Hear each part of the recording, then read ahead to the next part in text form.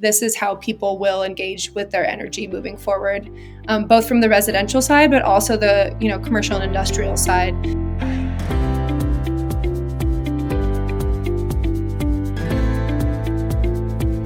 Hello, I'm Peter Asmus, Director of Strategic Marketing with AutoGrid, and today we have Avery McEvoy from RMI, and we're going to talk about virtual power plants. So, Avery, why don't you just tell us a little bit about yourself and RMI to start with, a little background.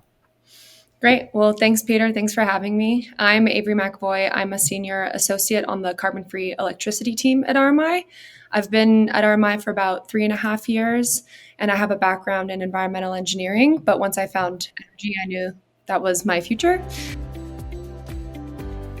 The grid is becoming more and more decentralized instead of just centralized power plants. So this topic of virtual power plants has come up, which it's nothing new. It's, these customer-sited and distributed energy assets, aggregating them together to serve functionally as a power plant. It's not virtual in the sense that it's not real. Everything's very real, but it's virtually a power plant when you're aggregating all of these devices together. So we saw a need for an organizing body to kind of convene folks and thought leadership and content around virtual power plants specifically. So that's why VP3 was created, January 10th, 2023. So just over a year this week. Oh, wow. So it's the anniversary, essentially. Yeah, Wednesday was our birthday. Wow. Well, that's cool. I think it makes sense because I remember when I first heard about Amory Lovins, he used the word the soft path. This is decades ago. And at the time, I think it was pretty groundbreaking. And I remember seeing him speak where he was great, very articulate, like, we don't want electricity, we want cold beer. I remember that was one of his, he would just talk about the services at the end, and how we had to shift from polluting. Yeah, but, cold beer and hot showers is what I learned in school. Yeah, in school from Amory, and what people still say at work all the time. So it's still very much part of RMI. While I think as people who work on this every day, we think about the barriers a lot because we want to enact change. I really do think there's a lot of promise that VPPs can bring to the future. I think my main takeaway is I absolutely think this is how people will engage with their energy moving forward, both from the residential side, but also the commercial and industrial side. As we have more and more grid connected, electrified devices and assets, those are loads that are coming online, whether people like it or not, right? Like if you add an EV, that can increase your home's load by 50%. And for utilities, when a new resource was coming online that was a power plant, they knew that for 5+ years that they had adequate time to plan for it. But now some pretty substantial loads are coming online in the blink of an eye. And if a whole neighborhood adopts EVs, that's a really material load on their distribution system and some supply that they will need to plan for. Or alternatively, what they could do is just utilize the devices that are already in people's homes, businesses, able to flex that demand, able to inject power and energy back into the grid, ancillary services. So VPPs offer this solution of how to handle all of the electrification that's coming online, which is what we want, but we want to be able to manage it. And also buy time to build out the necessary infrastructure upgrades we need. We need transmission, we need distribution, we need the upgrades to those different elements of the infrastructure of the power grid in order for it to all work as harmoniously as it has in the past as we enter, the era of increasingly extreme weather events and unpredictability. So I think VPPs will happen because people are buying these devices. And if they can adopt these devices and get paid for letting them be used for a very short amount of time within certain parameters, then everyone will be better off for it. People need resilience moving into this future. I think that's the main thing. You started touching on that. You can support your local grid. You can support your community. If it faces an extreme weather event, like you mentioned, it can help support the grid and weather that storm.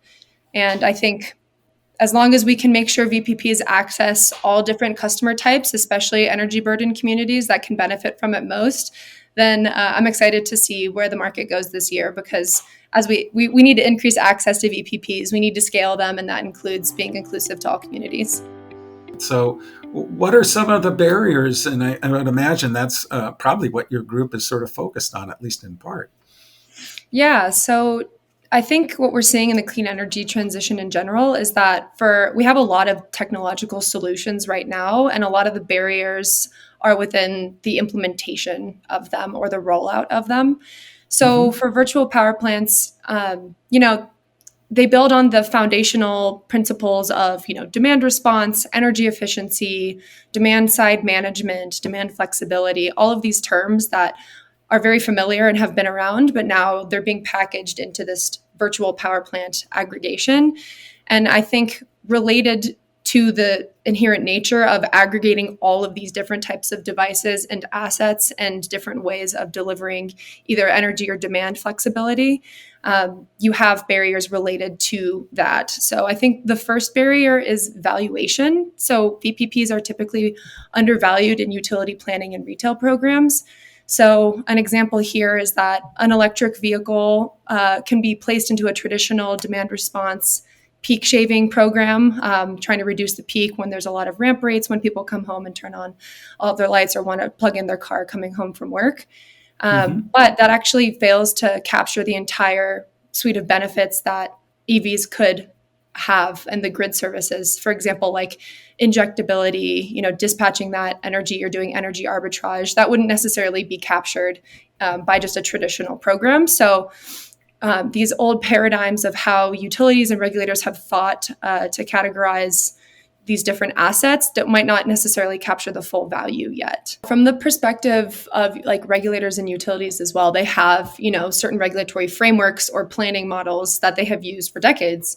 Right. And when you have these newer technologies or technologies that aren't as new that you want to integrate, they need to figure out new ways to put those together, right? So that can be a barrier.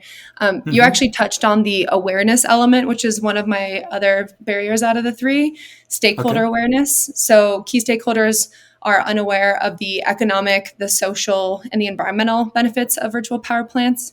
This can either be the customer, right? Like as a residential customer, I know plenty of my friends are like, what is a virtual power plant?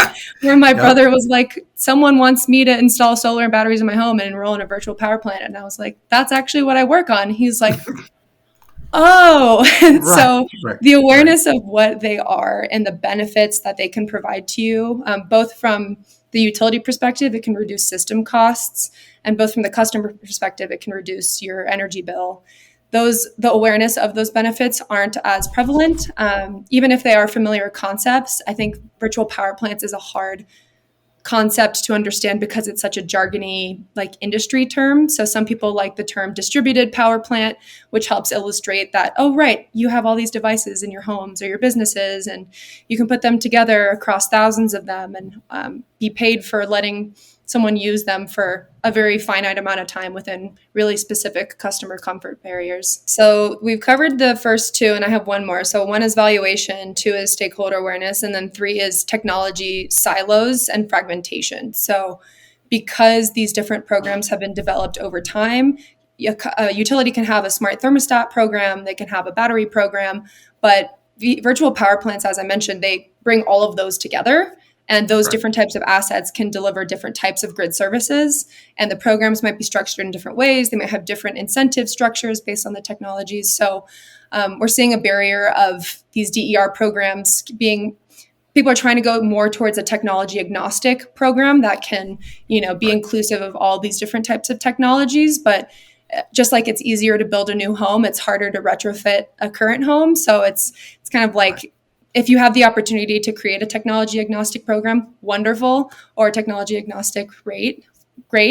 But if you have these existing programs and then you want to marry them together, like that also involves like having the departments at the utility talk to each other a lot more, right? Like there's a very much a tangible need and movement of people and information that needs to happen with it too.